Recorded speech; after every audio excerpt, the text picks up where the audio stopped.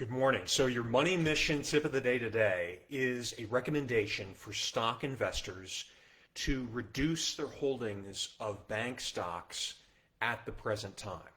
I recommend that those who invest in, obviously who invest in the stock market, and you can invest in that either through ETFs or if you purchase individual stocks, but if you're able to reduce your holdings of bank stocks currently, that may be a good opportunity for you to lock in some gains.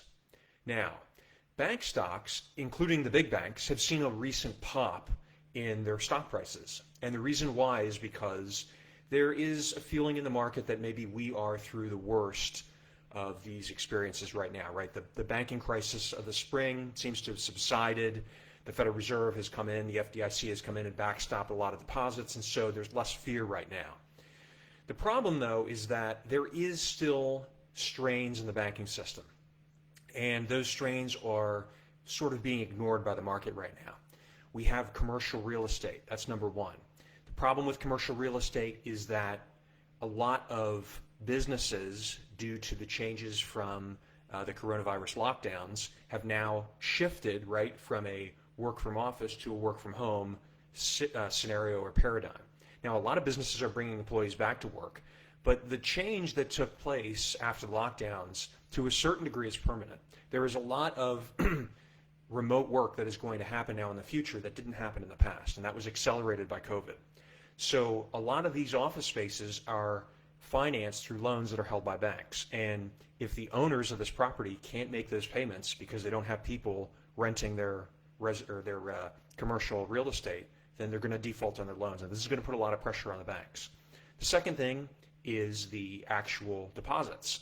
A lot of depositors don't want to keep their money in a bank if they're not making any money, if they're not earning any interest, when they can take their money, withdraw it from a bank, and put it in a money market fund or a high yield savings account and get 4 or 5% interest when they're not getting anything at banks like JP Morgan or Bank of America or even USAA. As much as I love USAA, their checking account, their savings account, they don't really pay very much.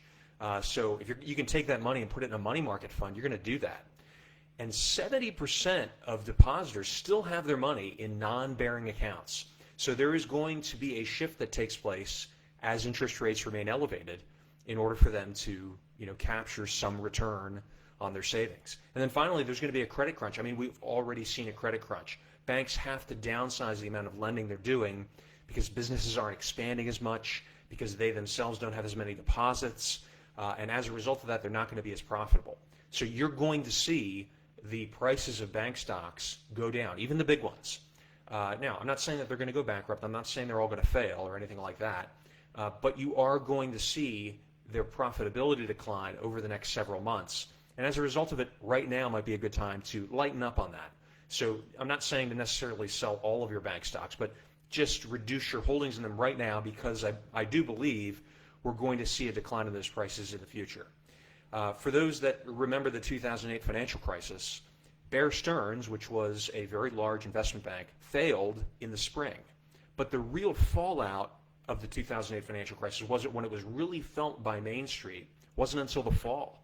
We went through the summertime and there was kind of this lull before the storm that seems to be playing out now in a similar way.